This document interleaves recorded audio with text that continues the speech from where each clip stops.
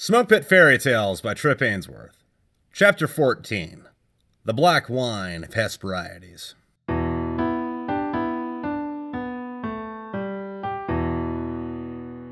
What's your obsession with PBR, Eclair?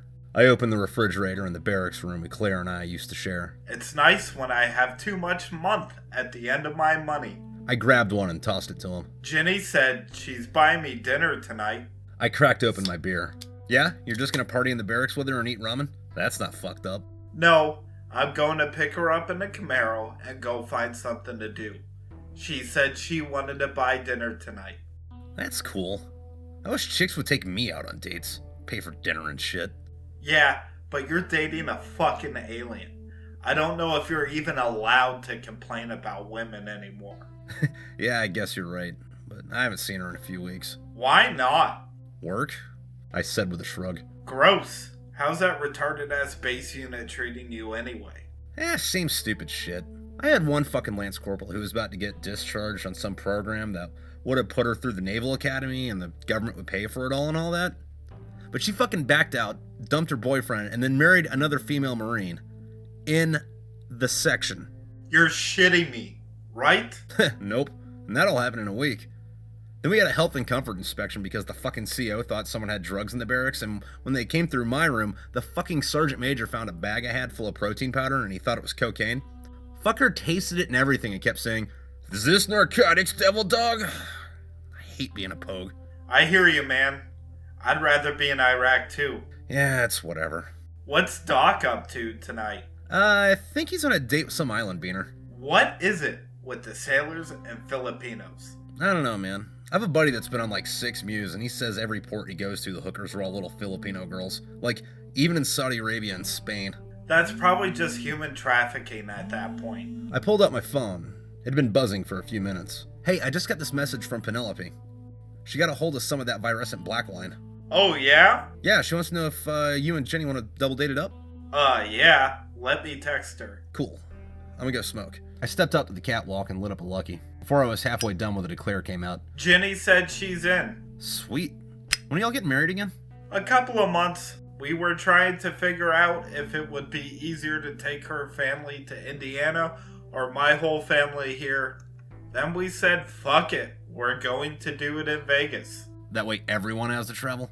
Yeah. We stood there in silence, smoking for a few minutes before Eclair said, I don't know, dude. About what? The wedding? No, I mean, I love Ginny and all. Dude, she's stupid hot. Yeah, but I don't think I banged enough chicks to get married. Yeah, I get that, man. You been out prowling? I set up a fucking thing on a dating site, but the chicks there are either fucking pricks or fucking losers. What do you care, dude? If you're just gonna fuck them and chuck them, what does it matter what their personality's like? Because I don't have the game to just show up and fuck.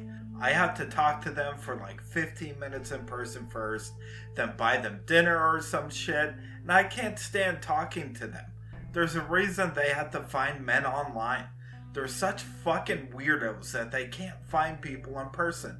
Sometimes I just troll the app for laughs. Here, let me read you something.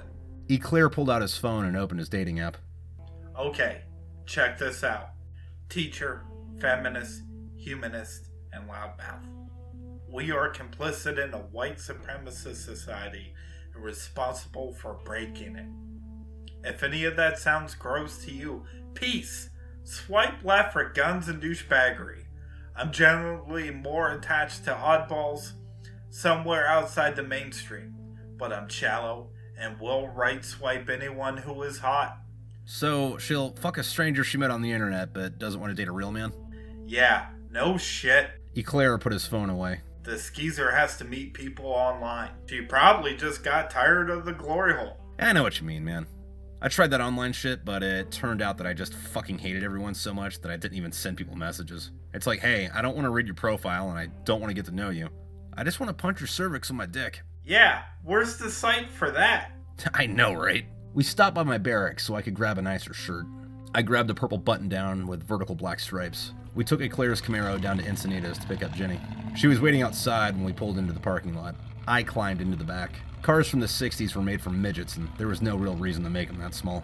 Ginny's sunglasses held back her blonde hair like a tiara. Hello. She plopped into the passenger seat. Eclair and Ginny leaned into each other and pecked lips. Eclair moved his head around in a circle. Ginny, Ginny, Ginny, Ginny! Don't get me wrong, I love my friends, but sometimes those two could get so cute it made me want to commit Japanese ritual suicide. And how are you, Allensworth? Ginny turned around. She refused to ever call me by my first name. I'm doing well, how are you? Not too bad. So your girlfriend scored hallucinogenic alien booze? I don't know about that. I thought it was just exotic wine from outer space. Hey, dude. Eclair said back to me. Where are we going? This place called Spike's. It's a jazz club in SD. I think I know how to get there from the gas lamp. We headed south on Highway 101 over the twists and turns along the shoreline. People waited in the Pacific surf almost the whole ride from Pendleton to San Diego. Sometimes when I needed to relax, and I was sober enough, I would drive up and down the 101 just for kicks. We drove around the block Spike's was on. Eclair kept his head on a swivel. Parking here is ridiculous. Ginny stuck her head out of the window looking for a place to leave the car. We might have to just walk. We ended up having to park a few blocks away, but the lot was cheap and we were able to keep the car there all night if we needed to. I don't think I've met your girlfriend before, have I? Nah, I don't think so. I lit a cigarette on the walk. Have you met any of these green people yet? Yeah, I work with a few of them. They're great chefs. And I like how they all sound Scottish. Yeah. Apparently, that's from watching Doctor Who and James Bond while they were flying through space. Yeah, that's what the guy at work said. I wonder, if these guys found us from our radio waves, what if some other aliens that want to destroy us and take our resources find us that way too and come to kill us all? Well, as long as they don't come to America, they'll be okay. We have the 1st Marine Division, and all the communists in hell couldn't overrun that. So aliens would be cake. That in Texas is the thing. I think aliens would be easier to fight than communists. How? Well, aliens are from space and commies are from hell, and we'd probably be fighting them here, and at least that's better than fucking Iraq. Fact. I pointed my finger at Eclair like it was a gun. And if we were fighting aliens, they probably wouldn't be playing morning prayer at 5 o'clock in the morning every day. Dude, you would get so pissed off about that. Ginny let out a disgruntled sigh. Ugh, you two better not just talk about Iraq all night. Don't worry, we won't. I lied. Eclair threw his arm over Ginny's shoulder. Nah, we won't. We got Iran to talk about, too. Ugh. Ginny rolled her eyes. We walked into Spike's. There was a small band playing a bebop tune. The pianist, trumpeter, and the bassist were all old black dudes. There was a virescent playing something that looked like a saxophone. He was in a note-for-note duel with the trumpeter. When the jazz assault from the horns slowed, a haggard, middle-aged white guy with short, curly hair sang. His voice sounded like he hadn't ingested anything besides bourbon and cigarettes since 1923. The band all wore loose suits with loose ties. The club was illuminated by a dim yellow light and smoke filled the air. Persian carpets covered the floor. The furniture was all black leather. The chairs wrapped around the seat like a big letter C. The tables were simple cylinders with red candles. The walls were all covered in ivy. There were pictures and lamps sticking out of the leaves. Penelope was sitting at the bar talking to the man behind the counter wiping down the glasses. She spotted me and waved us over. Good evening. Hey! I wrapped my arm over Penelope's shoulder and she put hers around my back. You've met Eclair before. Once or twice. Hello. Penelope smiled and greeted Eclair. And this is Ginny, Claire's lady friend. The girls smiled and shook hands. Hank, this is my brother Thom. He manages the bar. Penelope pointed her thumb to the bartender. I stuck my hand over the bar. Oh, hey, nice to meet you, dude. Thom shook my hand. As to you. He didn't seem to be too enthused. I looked around the bar and said, this place is pretty hip. How's it you can smoke in here? California isn't hammering you for this? Thom kept cleaning his tumblers. The Viersen-Paul Act allows Viersen-owned and operated establishments to conduct business in manners that will help them thrive in order for us extraterrestrials to be productive and not just a draining plight on society. Shit. I wish the fucking government treated Americans that good. Eclair commented. Thom shrugged. So, can we order food from here? You absolutely may. Penelope tugged Thom's sleeve. Would you be so kind as to grab those bottles I ordered? Starting the night off like that, huh? Thom put down his rag. Give me a few minutes. You all have a seat. I'll bring the wine. We took a table towards the back. We were close enough to still clearly see the band, and we wouldn't have to worry about people walking all around us if it got too busy. I really like your dress. Jenny said to Penelope as we sat down. Penelope wore a shoulderless jet black dress, a little shorter than knee length. I fantasized about rappelling down her cleavage. I felt a little underdressed in my purple button-down and jeans. Thanks. I like your boots. We should go out sometime. Ginny had her tight khaki slacks tucked into knee-high brown leather boots. Oh, hey, Eclair, check this out. I pointed to Penelope. Their home planet is in the Southern Cross. What? Eclair looked at her puzzled. The stars in the blue diamond, dude. Oh shit, really? That's pretty cool. So is that like a big thing then? Just to the Marines in our division. Yeah, I had the emblem tattooed on my chest. Eclair patted his pec. Like Hanks does. Yeah, same thing. Thom reappeared with a black bottle. It had an emerald green label and gold trim. The bottle had glass rivets that circled the circumference. It looked more like a decanter a wizard would have in a fantasy movie than a bottle of wine in an alien jazz club. Thom poured our drinks into stemless wine glasses and placed the bottle in the middle of the table. Should I get you menus? We all shook our heads and Penelope placed her hand on Thom's arm. Maybe later, but thank you. So, what's this called? Ginny asked, taking a sip. Oh wow, this is really good. Penelope explained. Hesperides. It's made from a fruit that looks similar to a grape, except it's a heavy golden colour instead of yellow or red or green. It's also a little bigger and has more seeds and grows on something similar to a rose bush. Huh. I took a sip. It was definitely interesting. It was sweet, but it wasn't overbearing. And it was dry at the same time. The four of us chit-chatted and laughed, drinking the black wine until well after the sun went down. More people started to flood into the club. The band took their occasional break and then hit the music back in full force. The drummer beat his sticks, taking off on a high-beat rhythm. The basses followed shortly behind him. The trumpeter and the guy with the sax quickly worked their way in with a synchronized tune. There was a quick stop in the music. Half a second later, when it came back, the pianist and the frontman started singing about catching mermaids on a warship south of Singapore. Penelope grabbed my wrist and pulled me up. Come on, Hank, let's dance. We hoofed it around the table and spun. There wasn't a dance floor, but the tables were far enough apart for people to do their business. Apparently, that was the Virescent way of doing things. Eclair grabbed Ginny and joined us. Penelope wore me out. I didn't really know how to dance. My legs weren't really good for much besides hauling around heavy shit. Hell, I'd spent most of the last 6 years humping around the desert. I was surprised I kept up as much as I did. But Penelope was having fun, and that's what mattered. I played the game. And I pretended I was having fun. And to some degree I was. It wasn't that the night was unenjoyable. I was still in that post-deployment funk where nothing was fun unless I was trashed, the music was too loud, and something was either being destroyed or on fire. We danced until we were covered in sweat. I guess the heat didn't help. A couple of waiters brought food to our table, along with another couple of bottles of the black wine. I'm not that drunk that I already forgot we ordered food, am I? I asked Penelope. No? She looked over her shoulder at the table. Oh no, Thom said dinner was on the house tonight, under the condition he arranged the meal. He's not gonna poison me, is he? Penelope showed me her vampire fangs through a menacing smile. No, he's only done that once. We sat back down. I chugged the rest of my wine, half of the glass of water, and then poured myself another glass of Hesperides. The meal smelled phenomenal, especially for being in a room full of smoke. Thick, juicy, grilled chicken, asparagus, and chopped potatoes. I figured there'd be something more alien there, but, I wasn't gonna complain. Ginny and Penelope yacked about God knows what kind of girly shit. Eclair and I wolfed down our food and started drinking the rest of the wine. What's the, alcohol percentage in this? I asked, lighting a cigarette. I don't know, man, but it's pretty high, especially for being wine. Well, it's not really wine. Alien wine, then. It was aliens. I showed him the palms of my hands and rattled my head. While we were all bullshitting, a woman with curly red hair pulled up a chair and sat next to Ginny. When Ginny saw her, she hugged her. Ginny turned back to the table and said, Hey, you. Guys, this is Kelsey. Kelsey waved. Hey. Hey, Kelsey, what's up? Ginny said, This is Hank and Penelope. Nice to meet you. Kelsey hooted over the music. Kelsey had blue eyes, fair skin, and was wearing a trendy checkered collared shirt. You mind if I join y'all?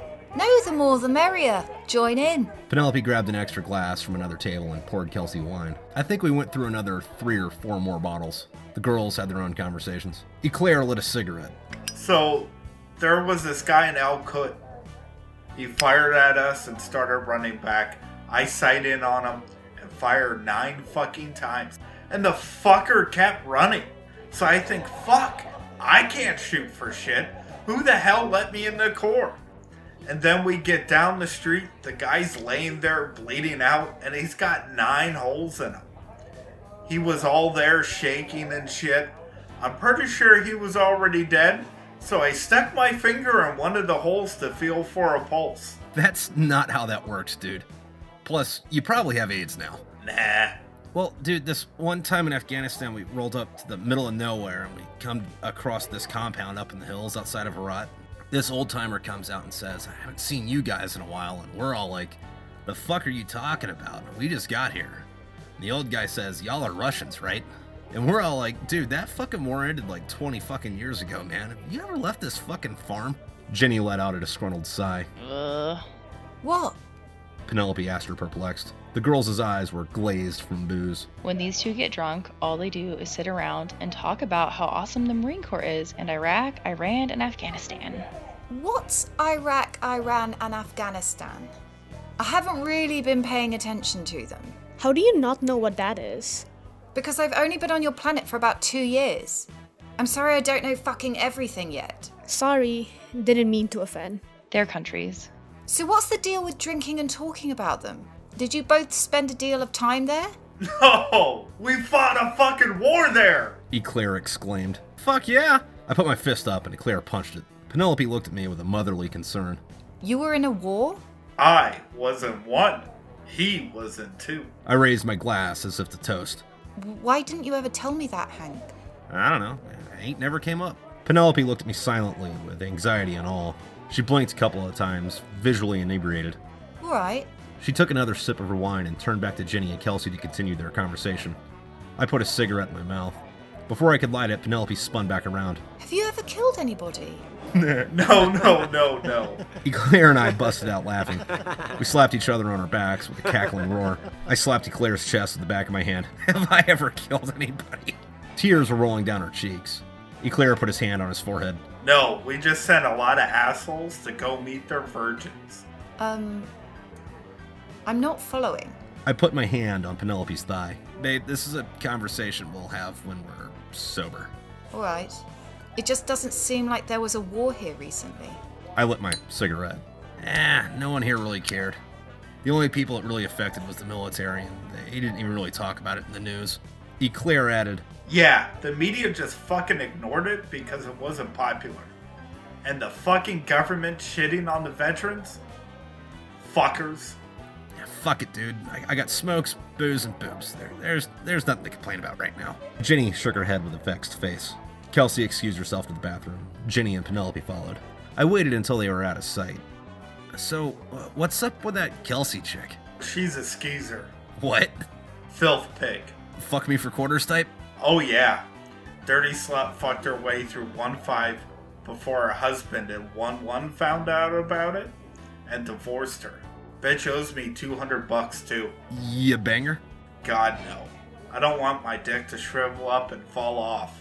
Just wear a condom, man. You'll be alright. Get Ginny in on it, and you'll have a grand old time. No thanks, dude.